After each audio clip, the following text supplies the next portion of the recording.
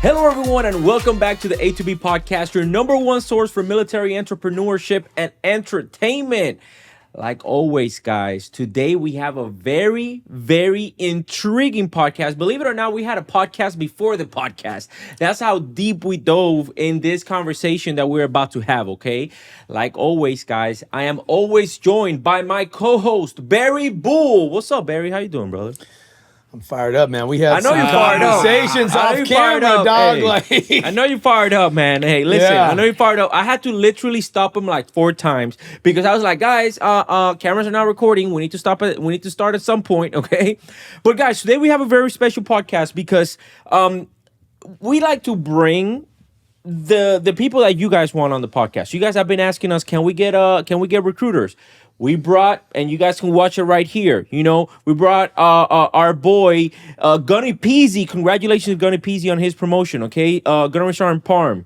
And today we brought you none other than Sergeant Hampton. What's up, brother? How you doing, man? That is quite the introduction. I appreciate it. It's an honor being here, having me. Huge fan of the podcast. Every single guest you guys bring on, I tune into. I love to be the sergeant of the Marines, not just sergeant, of my Marines. So I like to keep in tune what you guys got going on, what conversations are happening, what are the Marines in the fleet talking about. So just being here in front of the cameras, being able to give that message out, it feels really good. Is there a more visible drill instructor than Hampton Fur? Yeah, I know, right? Because who did we have on before, right? We have Angius. We had Staff Sergeant Angius. We had Staff Sergeant Angius. Is he more famous than you? Yes. Is he buffer than you? No. Let's see the flex, dog. Because he's in. Whoa! Hey, dog. Hold on, dog. Hey, dog. Get a close up with that one. Get a close up with that one. Angius, dog. Come on, bro. Angius is in prep right now. I know he is. He's doing a show. We actually had a conversation last week. We should have had him doing the podcast with his shirt off and just sit here like. So me and him are actually going to be training together because I'm because you need to show him. Is that what you said off camera, though? That's not what. Because you said he should be ITing himself. No, because he never IT'd anybody else. Is what I heard. That's not true, Angie. Don't come at him in the comments. It's not true. So okay, because he's in a weak company, is what I heard. Everybody's a senior. And I'm just asking because you said the green belts are reversible and you flip them over, they're black on the inside. I wouldn't know. I'm not even in the training company right now. Yeah, but what company is he in? Echo. Easy. Evil. Okay, but you said easy though. Anyways, I'm sorry. Go ahead. So me and him had a conversation last week, and I'll be training with him during this prep because I'm beyond excited to see what he brings to the stage. Like I'm all for Marines competing, and on top of that, he's a drill instructor. He's going to get on stage as a drill instructor. Yeah, like that's an extremely hard sport. It's an extremely dog-eat-dog game. So seeing what he brings to that is going to make a statement to not only Marines but everybody who wants to be a part of that sport and that climate. You have to bring it. So for him doing that, it says a lot. Who's another more visible drill instructor? Jasmine, you think? Jasmine, I would say so. Absolutely. Yeah, Jasmine also is another visible. Okay, and then Staff Sergeant Nader. Who? Oh, very well. No, I'm saying, but no. Because I don't even know you, dog. Because I know you're gonna be mad at me now, Staff. So what do you say? Nader. Okay, because I don't know you, but I feel like I should know you, and I'm sorry for not knowing you. But don't be mad at me for not knowing you. You 100% should. Like he's great staff NCO, great mentor, great friend. Very effective drill instructor. He's legit. Okay. And on top of that, his fitness content, his game out there that he's putting out. Oh yeah, no, I do know him. He's Vet TV, 3rd Battalion guy. Correct. Vet TV just reposted his senior drill instructor inspection. Who's Vet TV? Dude, Vet TV. We need to get you guys on here. Somebody from Vet TV. That was my listen. I know who you are. I'm so sorry. I apologize. Vet TV. Hey, I huge fan of Vet TV. I'm a huge fan of Vet TV. They actually sent me a contract to do some things with them, but I still haven't done. They still haven't sent me what I need to do. But anyways, going back to you, brother. First question, man. What is your body fat percentage right now? Yeah, you're freaking shredded, dog. Are you in the negatives? Lowest I've ever been, I think, was 4%. As of right now, I couldn't tell you. I haven't even weighed myself in I don't know how long. Man, that's freaking crazy, dude. I see your stories, dog. You're freaking shredded. Yeah, that is insane. I try to stay competitive when it comes to the fitness game and being a bodybuilder / men's physique competitor because that's something I've always wanted to do. And I just think being in uniform, you need to look the part, hold the highest of standard. Your appearance needs to be top tier. And on top of that, I like going into the fitness game knowing like, all right, hey, I work harder than all of you and I'm still beating you. How hard is it? Do you, to maintain that low of a body fat percentage, you diet really hard all the time? Being completely honest, right now, I'm not dieting. I would say 90% of the time, I'm not dieting. I'm not watching what I eat or any of that. I have trained consistently for the past 11 years. And when I was a teenager, my breakfast was an entire carton of eggs. I was drinking egg whites straight to wash down, my food. Like, Yeah. I started this at a very young age. How do you eat? Do you stay low carb? Does it even matter? Well, in prep, I have a coach. Right now, I'm actually going to be working with a coach for my next upcoming show. He's also a Marine. I'm not going to reveal that, but I think I know who you're talking about. Is he on the East Coast? he is. I know exactly who I know exactly who you're talking about. He is. We had him already on the podcast. Did we? No. Really? You have not. You have not. You know what I'm talking about, right? There's two Marine trainers that I would trust 100% in full confidence that if I wanted to know, hey, I'm going to win this show, who I would work with. One is a Master Guns and one is a Staff Sergeant. And you went with the Master Guns. I went with the Staff Sergeant. Oh, interesting. Okay. Now, brother, yesterday, for those of you guys that don't know, if you guys are not following us on Instagram, yesterday I sent out a message on Instagram that I was going to be an MCRD. Absolutely. You showed up, brother. Thank you so much for showing up and showing support, man. Always got to show support. Yeah, we recorded some really good episodes or some really good clips. And then that's when I was like, yeah, man, we record every week. So you like, yeah, man, I'll be there. So thank you for showing up. You told me before I went to the IT course, but with the schedule and everything, I couldn't make it. But due to yesterday, I was like, I have to make that drive. And it's not as far as I thought. So I was like, I'll be there. Good, man. Good. So, but yesterday, the way that I want to start the podcast is, bro, like yesterday you told me your story because we were messing around. We were just throwing jokes out there, right? And I was asking him, like, okay, so how did you join the Marine Corps? And he was like, well, I just walked up to my recruiter and said, I want to be a Marine. I was like an easy sell. And Barry knows how I feel about that type of stuff because that is a very small percentage of the Marine Corps. So can you tell the people your story of how you came into the Marine Corps? Yes. So barring a few small things, I was born and raised in Chicago, Illinois. I was adopted at a very young age. And in my household, we always had foster kids in and out of our home. So growing up, coming from Chicago to the suburbia of the Joliet area, it was a really rough transition, right? Especially my dad always working, workhorse. One thing we never had to do was worry about, was he going to work or would he provide? That's one thing he always did. So growing up, he had a drinking problem. And he struggled with his own battles and issues that he had going on and dealing with the foster care system and in and out kids and the stress of that household. It was rough. It was really rough.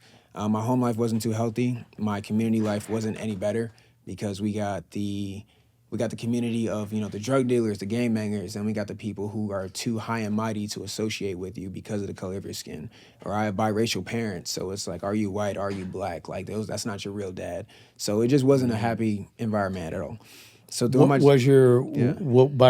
What were the my dad is my adopted dad, my dad, he's white. My adopted mom, my mother, she's black. My biological parents are both black.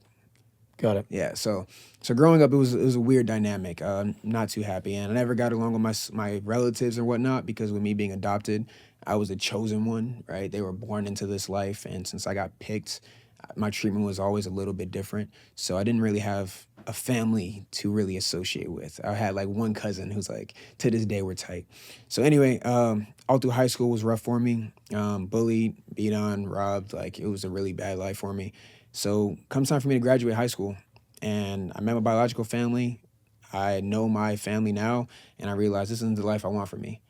Like, I'm not going to gain anything from associating with any of you. I don't agree with how we do things as a family. I don't agree with how we conduct ourselves as individuals. I want nothing to do with any of you. So I moved out. I went away. And in the house, I was always fighting with my brothers, fighting with my cousins, and I grew up fighting and losing. So I was like, I'm getting out of here if I can finally be free. So I moved out. Went back up to Chicago, and it was no better there because it was actually amplified because I was surrounded by everything that I ran from. There was no escaping it. So I got a job at a gym And during that period, I was working warehouses. I was working under the table, anything I could do to get money. So the guy gave me a job at the gym. And during my time there, I met someone, right? And they introduced me to a recruiter. And I met with this recruiter. And he took me to McDonald's. First time I ate in a while because I was sleeping in cars. I was asking families for like their leftover foods when they would finish dinner as I'm sleeping in their son's car. Like, so this guy walks up to me and he's like, hey man, like I'll buy you dinner, you know, nice to meet you, Marine. I was like, if you're a Marine, I could be a Marine. I don't even know what a Marine is, but he bought me dinner. It was a McDonald's double quarter pounder with cheese. Probably the best double quarter pounder with cheese that you ever tried. Right? I still eat it to this day because it reminds me of like where I originated from. And he was like, how soon do you want to leave? I said, how soon can I leave? He said, you can leave next month if you want. Just don't die, don't get killed, don't run away, and I'll get you out of here. Wow, he doubled down. Don't die and don't get killed. I mean, Chirac, dude. You have to double down on it. The reason he said that though is because in the same like month that Don't stop living. Correct. Don't die. Correct. Don't get killed. He said he thought of every way he could say stay alive. But he had to say it though because I got shot at not even the week prior before me meeting him. Sure. I got jumped and robbed like multiple times, like the week I met him and post after that. Sure. So he constantly reiterated to me, he's like, don't overdose on anything. Don't run away because people are after you. Don't get killed because you piss off the wrong people. Like he constantly was like, if you need me to, I will hold you myself to make sure that you're okay. Yeah. But I was like, all right, nah, man, I got it. I'm good. So after conversing with him for 20 minutes, signed my paperwork, he's like, all right, hey, you're going to go Marine Corps boot camp. I was like, all right, let's do it. He signed me up as a madman, 0111, and he says the first job I can get you and you will get out of here as fast as possible. And that's how I joined the Marine Corps. And where'd you go to boot camp? MCRD San Diego, Golf Company, 2,141. Senior drill instructor, Staff Sergeant Smith. Well, you know your recruiter's name too, though. Yes, he's now Gunnery Sergeant Jonathan Orlando. Still talk to him to this day. Yeah, but San Diego though. Yeah, shout out to Gunnery Sergeant Orlando. If I'm not mistaken, he is in BRC now. He is in the recruiter school now. As an instructor? As an instructor, yes. He's over there as an instructor now. So shout out to him, man. Like this is the type of stuff that I'm talking about, man, because you know, essentially applicants, you know, young men and women out there that you got afforded the opportunity to do something different with your life and turn your life around, man. Like, there's some kids that are a product of your environment. You have not been a product of your environment, you know? As a matter of fact, you were a product of your environment for a little bit, but then after that, you understood that where that was going to take you at. So with that being said, man, how was boot camp for you? Because obviously you're a Marine Corps drill instructor now, so I don't want you to look at it from the lens of like drill instructor Sergeant Hampton Fur. I want you to look at it from the perspective of recruit Hampton Fur. I can tell you right now, I showed up and it's Black Friday. We're meeting our drill instructors for the first time. And I still talk to the majority of the Marines that I went to boot camp with. Really? 98% of them gotten out. So I'm sitting there in the squad bay. And I'm looking left, looking right. I'm whispering to my buddies, right? And this guy walks out. This oak of a man, right? Cornbread fed, 300-pound but muscled out white dude with a lazy eye. I'm like, what the fuck is that? It's not human. And then 4 monstrous black dudes come out behind him, all look like, I was like, where am I? What is this? He gives a senior drill instructor speech, and I'm just staring at all of them. I see the uniforms, I see the way they conduct themselves, the discipline, and I'm thinking to myself, like, I never had a father figure growing up. All my male role models in my life have either injured me or tried to kill me. So I'm like, all right, you know, these guys, they look pretty impressive. Like, what do I got to do to be one of them? And then once the senior drill instructor speech finished and all hell broke loose, I was terrified, confused, but I was so happy just to be there. And I watched every single one of my drill instructors, every single one, how they moved, how they walked, how they talked, their body language, like what they gave into that. And I was like, I want to be one of them, because they were the first positive male role model that I saw in my entire life that I was like, I want to be you. Oh, so, wow. That's That was my original boot camp experience. The rest of my boot camp experience, I was a squad leader. Got destroyed a lot. They messed up my name. They called me Hasselfer. The entire cycle. They never said Hampton fur. It was just Hasselfer or whatever came out their mouth. I knew they were talking to me, so whatever. Because obviously, and again, when we were talking yesterday, you also said, man, listen, I grew up fighting. Yes. How was that experience when you were doing the pugil sticks? Oh, pugil sticks and everything else. How you say it? Pugil? Close enough. Pugil. Y'all know what the hell I'm trying to say. About. Okay. It was different because going into boot camp, like everyone told me, the few people who knew I went to boot camp, they're like, you're not gonna make it. You're gonna swing on a drill instructor. You're gonna turn up. You're gonna talk back. You're gonna have attitude. No, the fuck you're not. You're not. Like, why? Why not? It's something about. Well, first and foremost, you want to be there.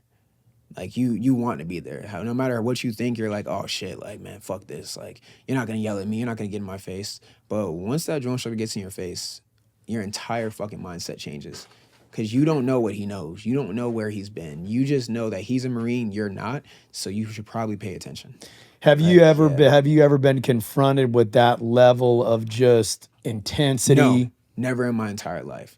Never. No point in my life that I ever look at another human being and think, all right, like I'm probably fucked. Like I can't take this dude. Like I know for a fact if he wanted to, he could kill me. Yeah. Now you mentioned something very important, right? It's like all those. Oh man, I would join the military, but I can't have people, in my face like that.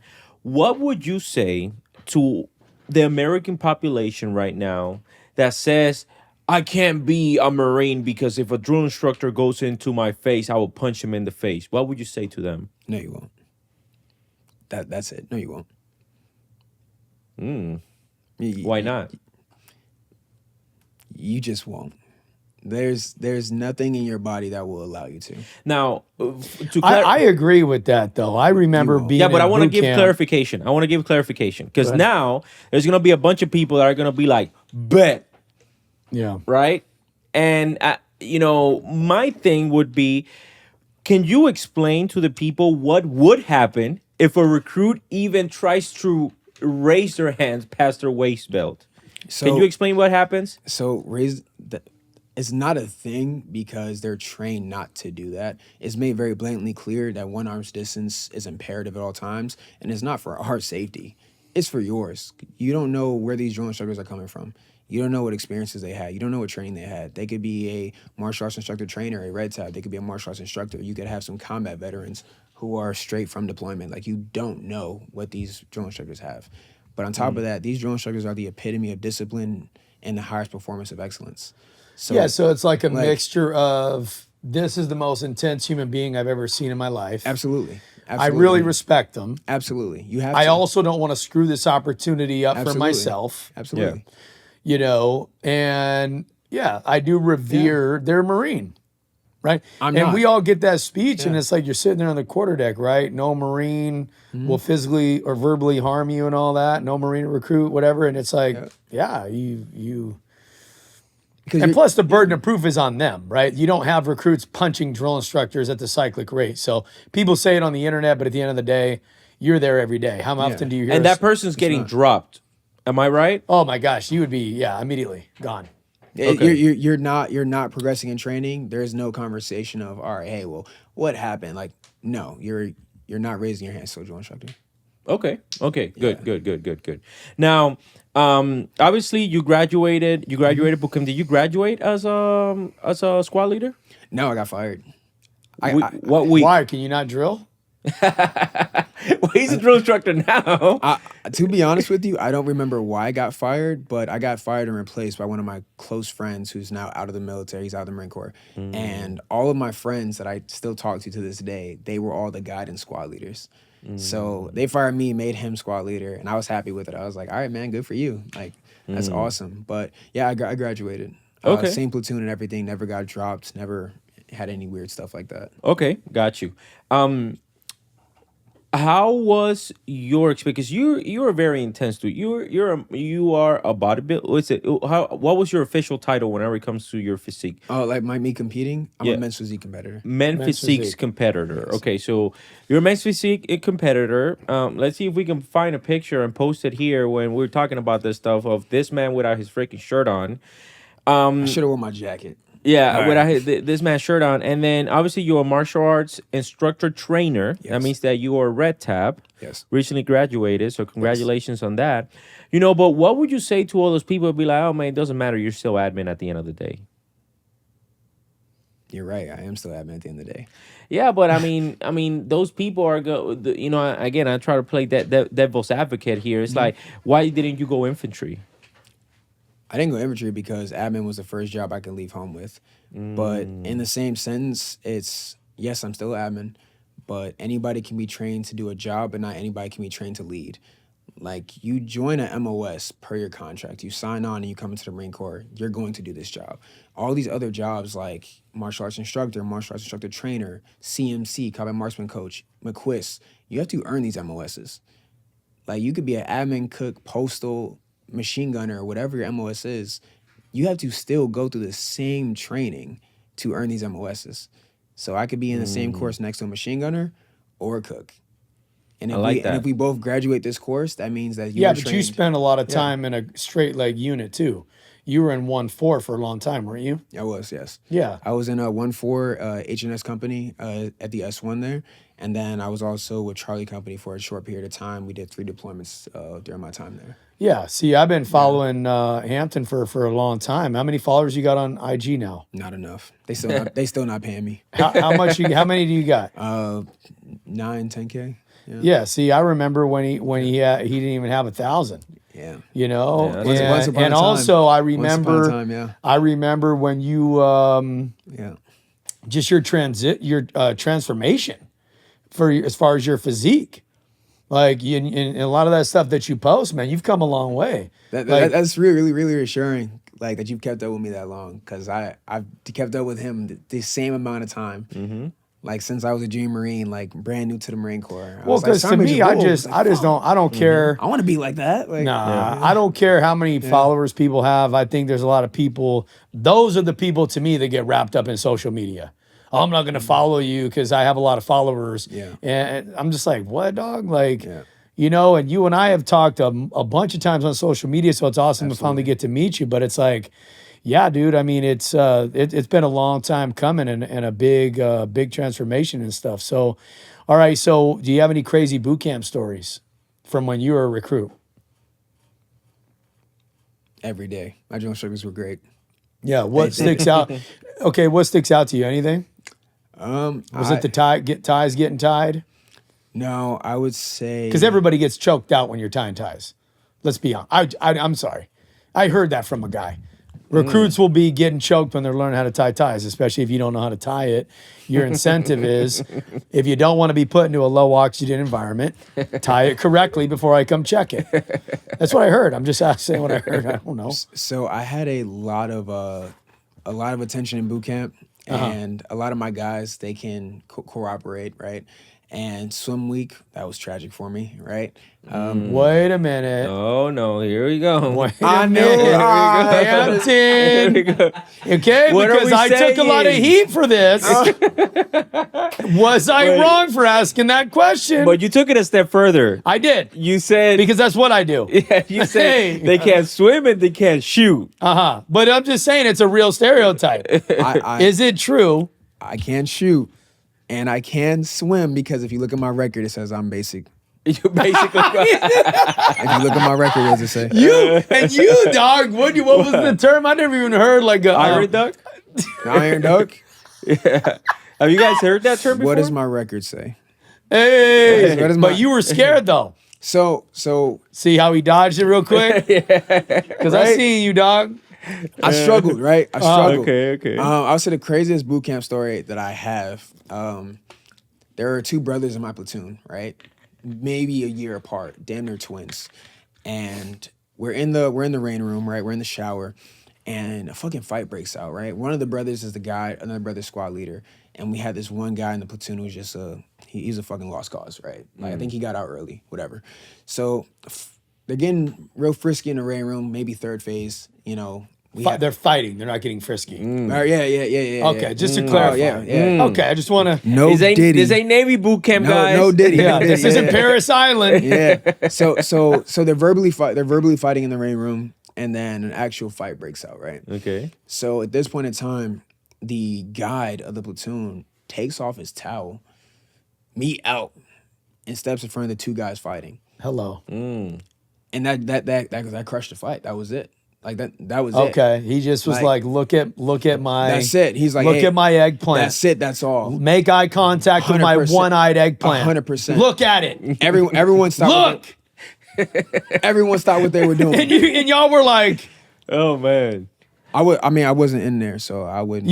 Oh, so you can see it from outside. That's how big his eggplant was. Damn. There, he left him speechless. Whoa. He left him speechless. You really like, damn. You walked right into that one, dog. You walked right into that one. First getting frisky. After that, saying he got his meat out. You walked right into that one, dog. So the thing that trips me out about that story, though, is like, because that is the craziest story I ever heard, though. No, I can't make this shit up. But I'm just saying, though, because what went through the guide's mind? Because that's a risk, right? No, he thought to himself, I'm doing this. Fuck it. Towel is off. Yep. Touch it. Bold. He was like, if you're fighting, Look at it. I don't know why. Follow he did it on Instagram. I don't know why he did it, but he's a better man than me. Like I don't think. That's why I'm not God. That's why I got. And fired. what did they do? Did they like That's why I got laugh? fired. Like, dog, you're crazy? No, everyone kind of just like was like, bro, let him fight. And he just stood in between these two dudes. He took his towel off and he said, that's respect it. my eggplant. That one meat was facing the one guy. Respect- Cheeks was facing the other guy, and they both just kind of just Respect like, my we don't want to fight no more, bro. Respect my baby's arm holding the apple. They're just like, we don't want to fight no more. Okay, Like, but you know what? I wouldn't have fought. I want to touch up on something. I was going to say, if it was still going to be a fight, it still would have been a fight, though. I wouldn't have fought him. Oh, the guide? I mean, I'm not. I ain't fighting you naked, bro. Put your clothes on. But I'm not fighting nobody if there's a dick out in presence. I'm not doing Now, it. here's the thing. Here's what if something. I can respect that. I'm not doing it Because then it's going to turn. Then if it goes to the ground, now what? His dick's still out. Yeah. Now what? Right. And then It's on you. I'm good. Okay. You don't want it. You don't want it on you. I'm good. Okay. So that's just a clear. I've never been to a Diddy party. Hello. A Diddy party. Oh man, what's a Diddy party? I honestly don't know what a Diddy party is. So there's If you can't say it, what is a Diddy party? There's a lot of allegations out there right now about Sean P. Diddy Combs, who's on the run.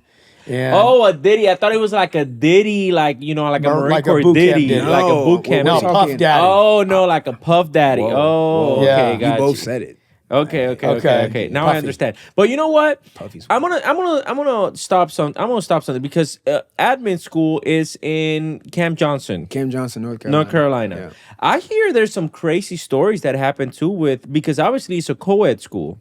You know? So is there any type of crazy stories that happen in admin school as well? The only thing that sticks out, because it's been a while. All right, it's been a while Yeah, since of I was course. there. Right? How long we talking? 7 years. Okay. That's a long time. Yeah, 7 years. The only thing that sticks out, because I wasn't in the holding platoon or anything. I wasn't. You went straight. I went straight into class. Okay, Like, I okay. showed up, went straight into class. Okay, so that And my instructor in admin school is actually a drill instructor on San Diego right now. Oh. Chief drill instructor at that. Your admin school instructor is a hat. He's a right chief now. drill instructor right now. Yeah, is he good? Is he any good? I'd say so. He's a chief Yeah, I mean, drill you have instructor. to, Yeah, right? You he's a have chief to, drill right? instructor. Like, Okay. you know. We'll talk about if you're weak off camera. Yeah. I company's wouldn't he in? know. What company's he in? He's a drill instructor on San Diego. You want to compromise him like that? Anyway, so okay, so Wait, what are you talking about? Like you dude, admin school, right? So yeah, admin school. Yeah, the only thing that sticks out that really made me be like, what the fuck is going on here? Like, what am I doing? There was for whatever reason, there's always the rumors, right? You know, the staff NCOs and the NCOs messing around with the Dream Marines. There's always those rumors, right? We got the Motor T schoolhouse there. We got all these different schoolhouses. So we got like this senior Marines, Sure. all these new admin Marines around. Weird shit happens, allegedly, right? Yeah. But the only thing that made me say, like, what the fuck, bro? This guy was in a female deck. Females were on third deck. They put him on the highest deck to prevent the males from getting there, whatever. Yeah. No excuse. Like, what the hell are you doing? Yeah, on the you third have no deck? business on the third deck, like Yeah. whatsoever, right? And it was on a different side of the schoolhouse too, so you have to pass the duty desk to get there. For whatever reason, one wild night, we're outside doing a little dumb formation, like get our accountability. They keep us out there in the rain, snow, sleet, hail, whatever. We finally get back inside, and everyone's winding down for the night, and all we hear is I was like, what the fuck, yo? This guy was in the female's room, and the duty was going around checking every single room. Like, he was checking every room to ensure that no weird shit was going on. Yeah. And this guy got caught up in the room, and instead of getting caught by the duty, he decided to jump out, broke his leg. What a freaking dumbass. Broke his leg. Absolutely. What happened to him? I don't know. Did they put him as suicidal? That's a great question. Because think about it, man. How dumb can you be to... That's a great question, though. I just sat there and just been like looking at him like... I would have taken my time dialing 911. It's like, 9, 2, no, sorry. 1. Go back. No, I don't know what he was thinking, but admin school wasn't crazy. Like, there's a few administrators that I've seen around the Marine Corps, like, oh, damn, you're still around? Like, what the fuck? And then we kind of look at each other like, I know I recognize you. Yeah, because, something that's, up until at, like, whatever your MOS school is, right? You don't really know what the Marine Corps is. Because you've been in training status this entire time. You have no clue. And that's why it's so important. Like, your first duty station is so, so important. And correct me, if you feel something different.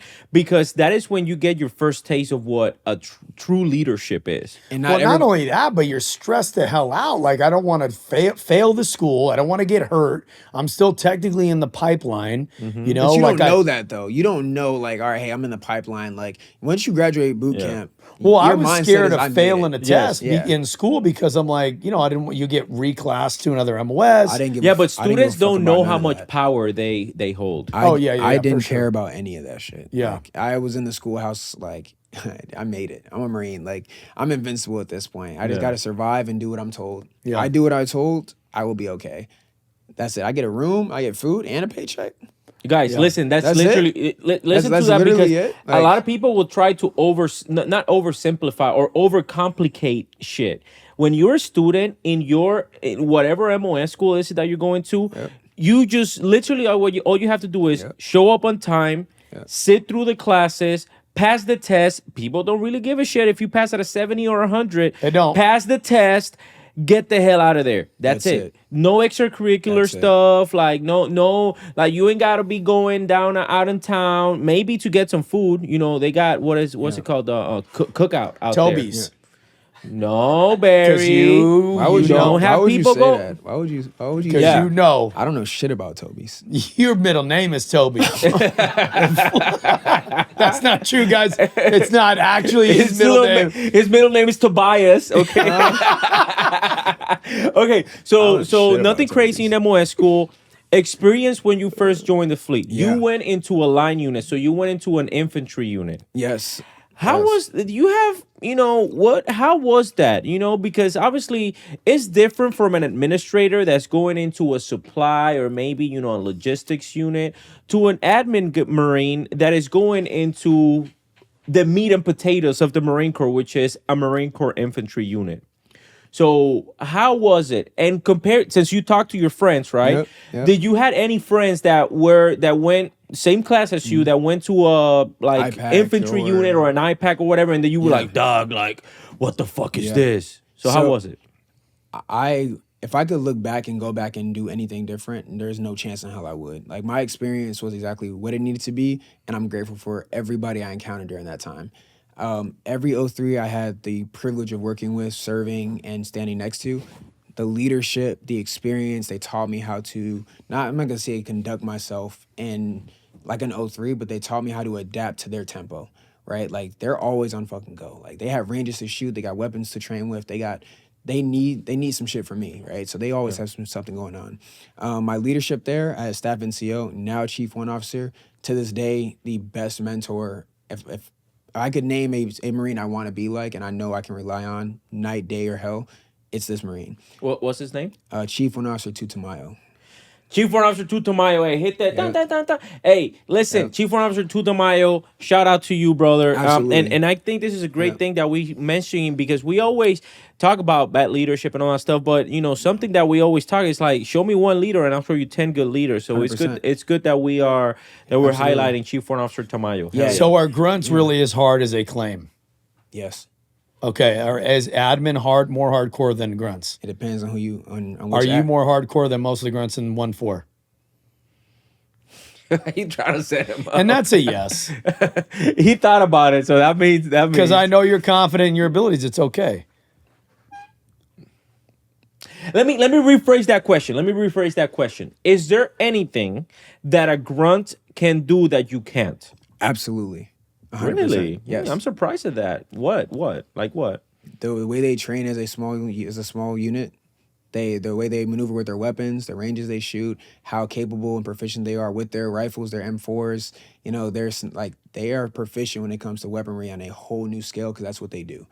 They shoot these different tables, they shoot these different mount towns, and they maneuver and train these things. So you got a lot of respect for grunts out there. Absolutely. Yeah, I can tell. I really like that, man. Absolutely. So shout out to the grunts out there, and it sounds like you had an amazing time. And, because to develop that level of respect, you spent a lot of time with those guys. Like you said, 3 deployments, right? Mm-hmm. The first, the ITs that I had that made me want to be an MAIT was all in my first grunt unit.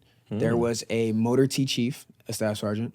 Then there was an 03 squad leader. Then there was a sergeant who was supply. And they were all 3 bad motherfuckers. On social media, they'll go on there and call everybody that's not a grunt a pogue. But how did those guys in 1-4, how did they treat you? Yeah, how did they treat the pogues? To be completely honest, it was, if you moved your weight and you provided something to the team and to the fight, you got the same respect that everybody else got. If you can bring your own weight to the table and provide something to the team, you are an asset. If you're not an asset, you're a fucking liability. And especially in a grunt unit, there's no place for a liability. So whatever the grunt, the line company needed, whatever the first sergeant needed, whatever the company commander, the lance corporal, if you needed something, I tried to be that guy. Like, if you just need somebody to train with, you need somebody to help you with your fucking packages, you need somebody to endorse something for you. Like, whatever I could do within my battalion, I tried to be that guy to do it. Hell yeah. So when my staff NCO moved me to the company, Charlie Company, it wasn't like I was just some random admin, like, who's never met these guys before. I've never talked to them. I've never sat down, in the smoke pit with them. Like, it was like, all right, you're just one of the boys coming from one platoon to another. Like, you are, but how the hell did they work that? Like, what did you do in Charlie Company? Oh, so when we did the Southwest Border Mission, they integrated cliques, company level something, like cliques, whatever the fuck it's called, right? So they put the intelligence guys in the line company, they put a supply element in the line company, and they put us admins. So in Charlie Company, I was the A/, I was the clerk for the first sergeant. So I was I did COG, all his packages, the DTS for the entire company, making sure everybody was taken care of that way. Any orders that need to be taken care of for the entire TAD movement to and from Arizona, 29 Palms, Yuma, all that shit was taken care of. Did I fuck it up? Yeah. If you ask them, I struggled, absolutely. But if you needed someone to stand COG, you need someone to go rove, you needed somebody to, hey, hop on here as a radio operator because our comm guy is out doing X, Y, and Z. Or, hey, we need someone on radio to, relay these messages. Absolutely, I'm on the radio, however long you need me to be there. Yeah, so in other words, what I'm gathering from what you're saying is that, man, just be a good dude. That's what it really boils down to, because I hate when people say, well, that's not my job. No, that shit doesn't exist. You know what I'm saying? But that's a double-edged sword, because there's people that like to take advantage of that. Of like, because now what happens is like, oh, well, yeah, I like to help out. But then now a lot of people tend to help out too much in areas to where they, start being deficient or dropping the pack in their main job and the reason why they're there. Which I've seen that though, but I've came to the realization that there are multiple routes you can go in your career, right? Like, if you hate your MOS, the Marine Corps does have a great opportunity for you still to lead and progress if you are a good dude and you can take care of people. So if you hate admin, go become a martial arts instructor. So now you can train up your Marines, ensure they're good, but you need to know your MOS well enough to train those Marines so that they can be proficient, so you don't have to micromanage and pick up. Or lab move. Yeah, Or my impression too, of yeah. being in a grunt unit is like, to take it a step further, I totally agree with everything you're saying, but it's like, nobody likes the Marine. There's like, oh, I'm an admin Marine, I'm not going to do that. Absolutely not. Yeah. Because there could very well be a time, and I've seen in my career in Afghanistan specifically, I don't care what your MOS is. Yeah, I don't care if you're a cook. I don't care what your job is. Get your gear on. We're gonna do PCCs and PCIs. We're going on foot patrol right now. Yes, right now. I experienced that as well. Right now, my junior Marines, now my peers, for example, like Sergeant Abtan, Sergeant Contreras, Corporal Franco was, they were all attached to these line companies on AAVs, the Helos, on the Zodiacs in the water. Sure. Like, so just because Zodiac is a boat, for those of you guys who don't know. It's a boat. Like, just because you are an administrator or your supply or your comm or whatever, that does not mean you're going to sit at your desk, enjoy your AC, and punch some diaries. You might from time to time, but always be willing to dive in there and say, hey, 100%. Like, I'm a part of this battalion, I'm a part of this company, I'm a part of this team. Absolutely. And when somebody says, hey, dog, you got some time, you want to come down and hit some gun drills with us, 100%. Go do them. Yeah, and you know what, and I've been telling you this, man, I would love to do like an A to B challenge, to where we have like a huge field, and then now what we're doing is we have different types of fire teams: admin fire team, motor T fire team, grunt fire team. And then now we see how they operate from point A to point B.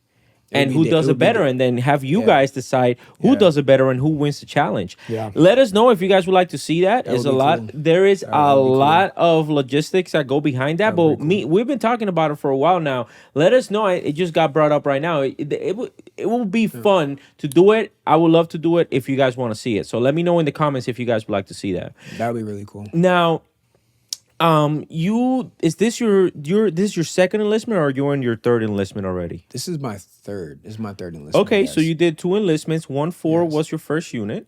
1-4 was my first, and I re-enlisted there, and I PCS to Quantico, and then I re-enlisted there, came to the depot. Okay. So how was Quantico? I hated it. Really? Why? Being completely honest, I hated it.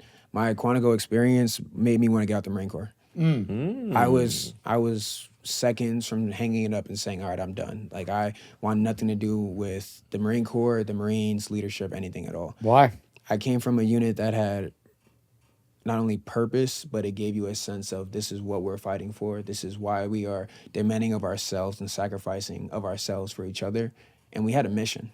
Like, every deployment, every workup, every op, every train field op, like, there was a mission, a reason for what we were doing. I went to Quantico, and I was surrounded by people who had that mindset of, like, I'm just admin and that is my job. I'm not anything else in the Marine Corps. I'm not a leader. I don't want to help anybody else. Just let me sit here, do my own thing, and I'm getting off at 16:30. And the Marines, what ranks were you saw that would you say were the perpetrators? Going into that, right?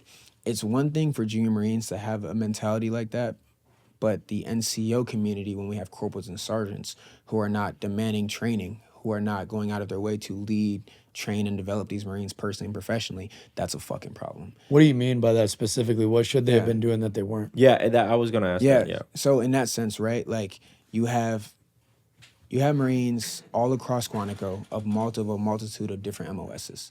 We also have courses all across Quantico of a multiple different MOS that you can gain. You have FFI, you have MAI, you have the MAIT course. You also have CMC, CMT. There's TBS right down the street, which can enable you to shoot ranges. We have multiple O courses. OCS is right down the street. I did a Lance Corporal seminar there. There was McMap, O course, TBS, E course. On top of that, we had the monitors come down from Headquarters Marine Corps to talk to the Marines from my Lance Corporal seminar and Corporal's course. So why are we not using the resources that we have around us that are in Quantico to ensure that once we leave Quantico, if you do choose to stay in, we're going to be set up better to professionally excel elsewhere? There was no sense of initiative or brainstorming of what can we do to make ourselves and our Marines better. So you mentioned the NCOs. Are you talking about like the NCOs, or would you feel that that responsibility really needed to land with the staff NCOs? The staff NCOs were no better.